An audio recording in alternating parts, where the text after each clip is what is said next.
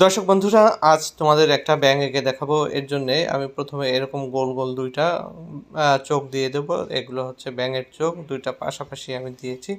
এভাবে ২ টার মাঝখানে যোগ করে দিয়ে একটা গোল একটু এইভাবে ঘুরিয়ে দিয়ে দিব যাতে ব্যাঙের শেপটা বোঝা যায়। ব্যাঙের সামনের ২ টো পা এভাবে এঁকে দিব।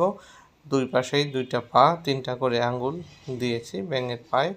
এবার টু দিয়ে 2 এর মতো করে ব্যাঙের পেছনের পা এঁকে দেব। ২ পাশে ২ টা পেছনের পা এঁকে দিয়ে মাঝখানে কিছু অংশ একটু গোলাকার করে দিয়ে সেখানে আমি কালার করে দেব। ব্যাঙের গায়ে এবং হাত পায়ে সবুজ রং দিয়েছি এবং ব্যাঙের পেটে আমি হলুদ রং করে দিচ্ছি। তোমাদের ভিডিওটি কেমন লাগলো অবশ্যই কমেন্ট করে জানাবে এবং ভালো লাগলে শেয়ার করে অন্যকে দেখার সুযোগ করে দেবে।